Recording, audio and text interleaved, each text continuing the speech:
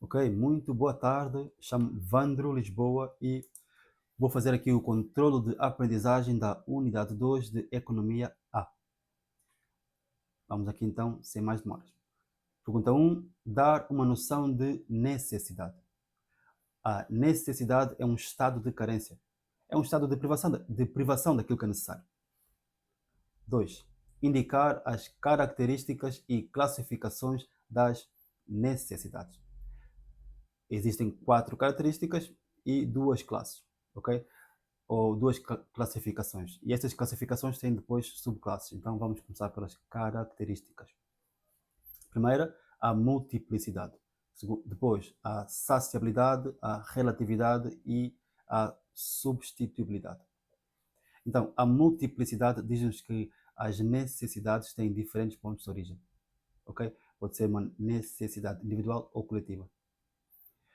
A substituibilidade diz-nos que as necessidades podem substituir-se entre si. A relatividade diz-nos que elas variam no tempo e no espaço, no tempo histórico e no espaço geográfico.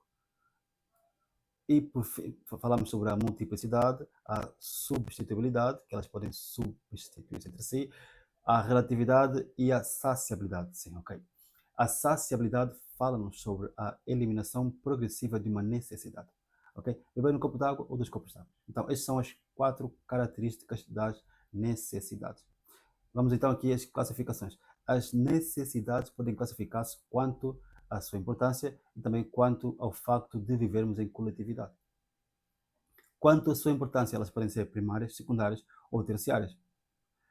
Quanto ao facto de vivermos em coletividade, elas podem ser individuais ou coletivas. Ok? A regra geral, isso aqui é bem lógico até aqui. Vamos para a questão número 4. Ok? Explicar que o consumo é um comportamento social total. Na prática, eles estão a dizer aqui que o consumo é um fenómeno social.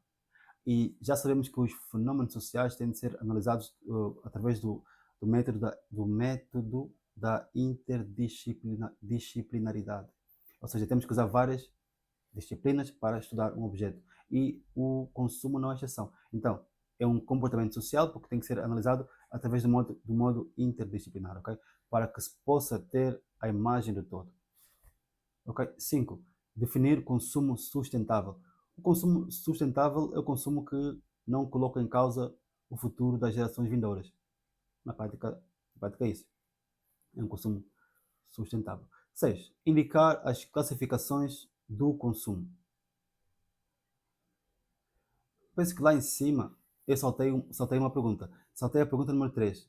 Ok? A número 3 que diz definir consumo relacionando com a satisfação das necessidades. Ok? Então, o consumo traduz na destruição de um bem para a satisfação de uma necessidade. É assim que relacionamos consumo e necessidades. Ok?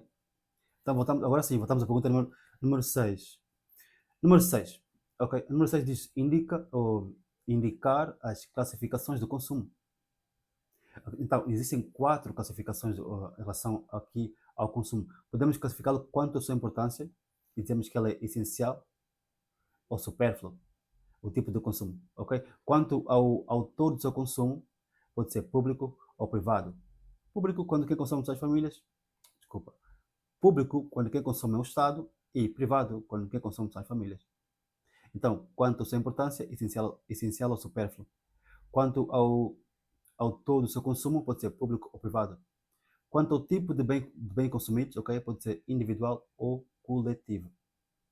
E depois aqui a última classificação é quanto à finalidade. Esta é uma classificação bem importante. Quanto à finalidade, o consumo pode ser um consumo intermédio ou um consumo intermédio. Desculpa, agora deu-me aqui pode ser um consumo intermédio ou um consumo final.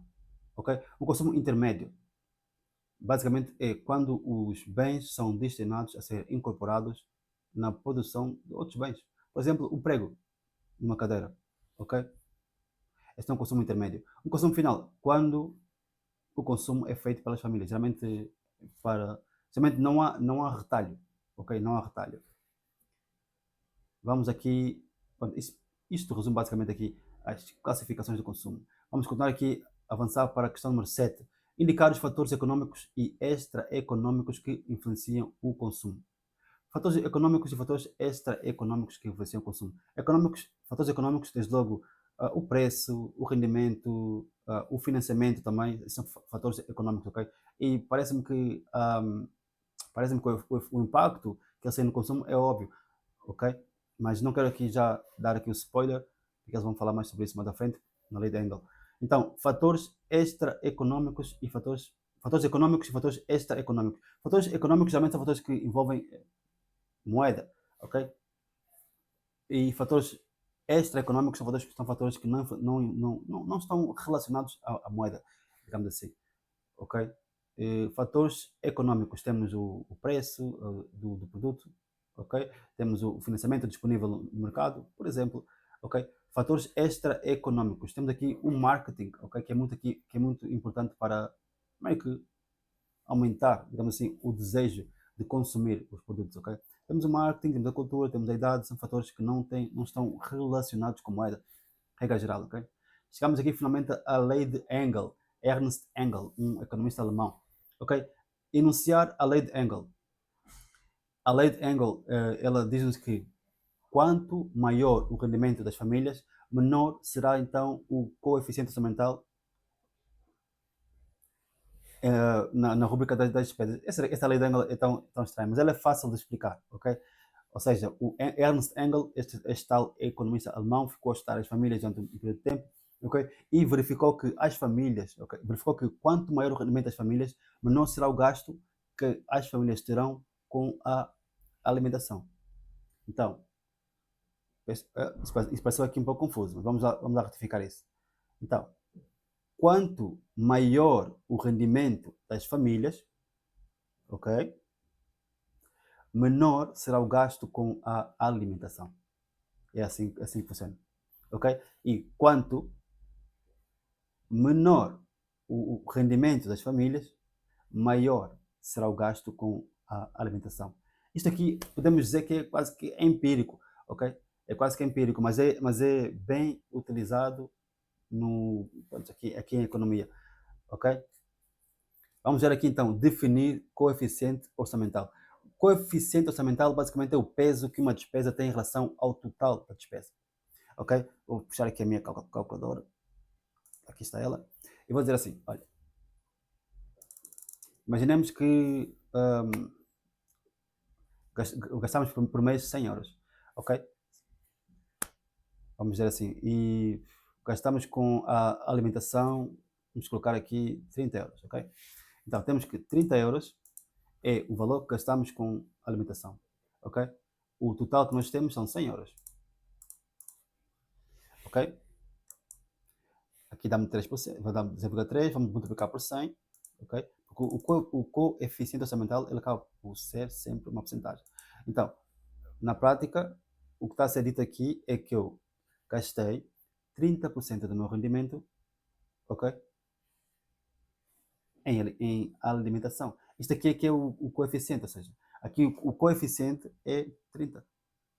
É simples de perceber isto aqui, mas eu lembro que quando estive a estudar, deu-me aqui algumas complicações. Mas isso foi em 2021, por isso agora está tudo bem. Vamos avançar aqui então para. Já explicamos aqui o que é um coeficiente orçamental. Na prática, é o peso que uma despesa tem no total das despesas, ok? Depois isso é multiplicado por 100 e aí tens o coeficiente orçamental. Calcular coeficientes orçamentais. Mais uma vez, se a despesa for de 75 euros, o rendimento total for de 100 euros, ok? Vezes 100, e temos aqui que a despesa tem um peso de 75% no teu orçamento, ok? Então, podemos dizer que definir o coeficiente orçamental está feito, calcular o coeficiente orçamental também está explicado, relacionar coeficientes orçamentais com níveis de vida. Isso aqui é bem interessante, ok? Eu vou voltar aqui ao ponto número 8, ok? Onde fala sobre a lei de Engel, que diz que quanto maior o rendimento, menor será o gasto com a alimentação, ok? Então, para relacionar os coeficientes orçamentais com níveis de vida, podemos dizer que, se isso é verdade, então significa que um país, ok? Por exemplo, um país que, ao longo do tempo, as famílias têm vindo a diminuir o consumo, ou o coeficiente orçamental no que diz respeito à alimentação, ok? Então significa que tem havido crescimento, digamos assim, pelo menos da parte do rendimento, ok?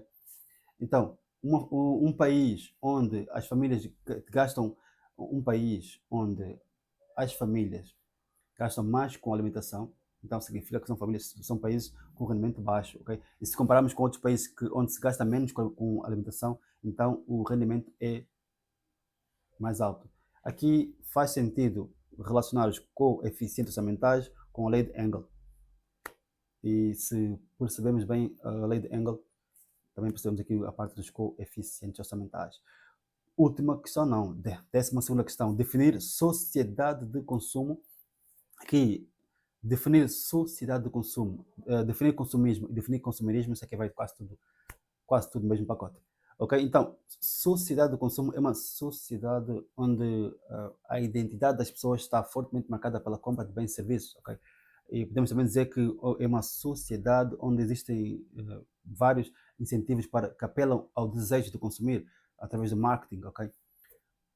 E este aqui responde à pergunta número 12. 13. Definir consumismo. O consumismo é um consumo desenfreado, é um consumo que não tem em consideração as gerações vindouras.